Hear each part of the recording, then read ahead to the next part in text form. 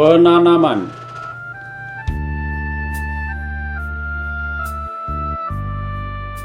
Penanaman dengan metode SRI dilakukan dengan langkah-langkah sebagai berikut. 1. Bibit yang ditanam harus berusia muda, yaitu kurang dari 12 hari setelah semai, ketika bibit masih berdaun 2 helai.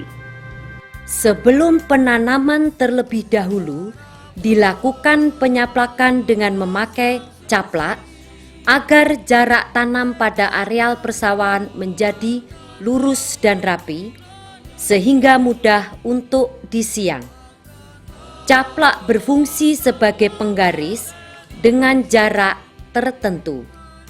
Variasi jarak tanam diantaranya adalah jarak tanam 30 cm kali 30 cm atau 35 cm kali 35 cm atau jarak tertentu lainnya. Penyaplakan dilakukan secara memanjang dan melebar. Setiap pertemuan garis hasil garis penyaplakan adalah tempat untuk penanaman satu anakan bibit padi. 2. Bibit padi ditanam tunggal atau satu bibit per lubang. 3. Penanaman harus dangkal dengan kedalaman 1 sampai 1,5 cm serta perakaran saat penanaman seperti huruf L dengan kondisi tanah sawah pada saat penanaman tidak tergenang air.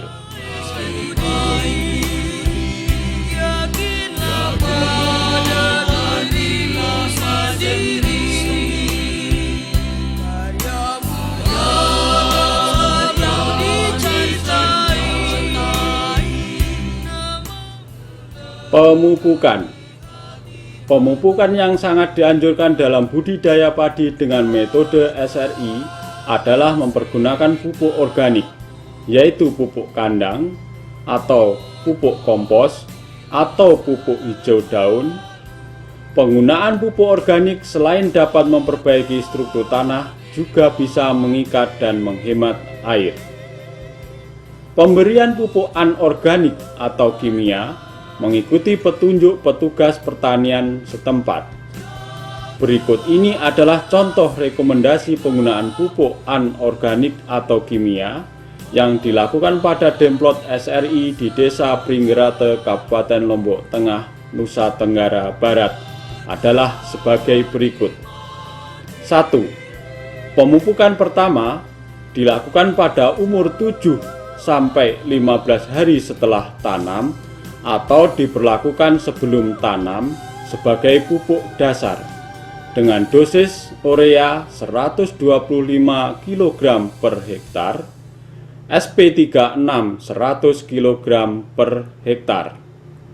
2. Pemupukan kedua dilakukan pada umur 25 sampai 30 hari setelah tanam dengan dosis urea 125 kg per hektar.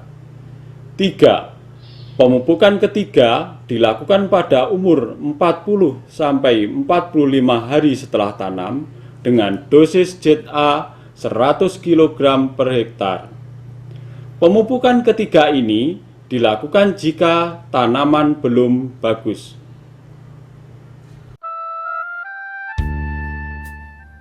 Penyiangan.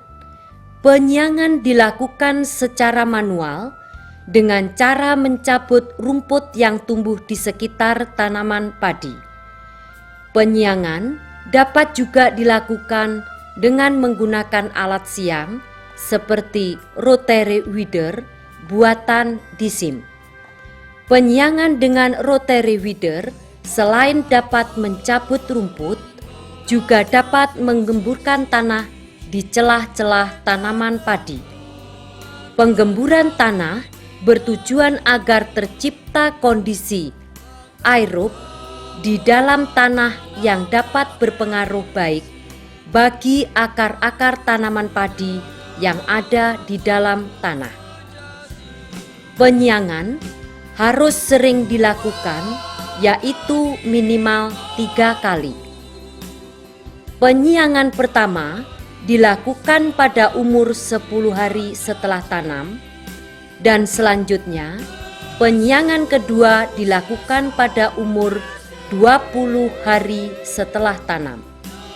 Penyiangan ketiga pada umur 30 hari setelah tanam, dan penyiangan keempat pada umur 40 hari setelah tanam.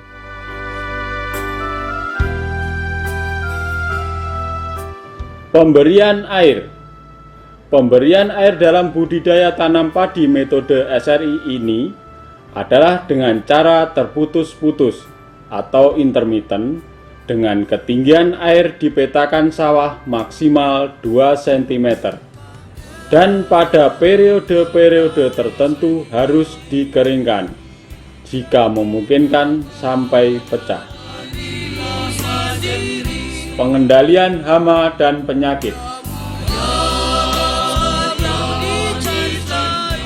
Pengendalian hama dan penyakit di lokasi Demplot SRI dikendalikan dengan konsep pengendalian hama terpadu atau PHT dengan cara mempergunakan varietas benih yang sehat dan resisten terhadap hama dan penyakit, menanam secara serentak dengan mempergunakan pestisida secara selektif.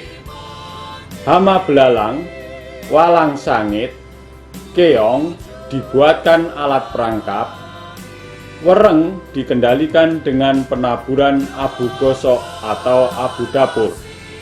Penggunaan pestisida hanya dilakukan sebagai langkah terakhir bila ternyata serangan hama dan penyakit belum dapat diatasi. Yang sebelah kanan saya ini padi SRI dengan ditanam melalui satu benih. Sedangkan yang di kiri ini konvensional atau non SRI menggunakan 5 benih.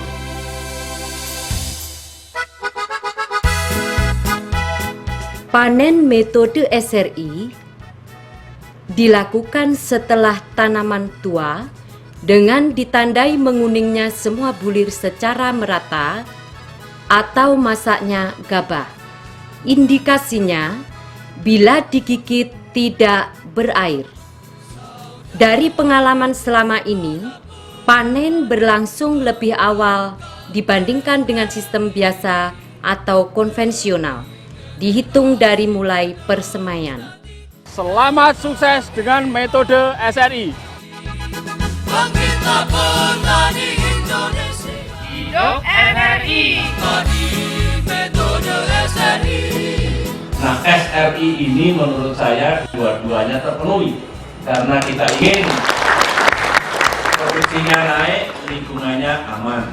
Dan di samping secara umum metode SRI ini solusi dan juga menciptakan peluang yang baik dalam pembangunan pertanian, untuk Indonesia juga sangat cocok.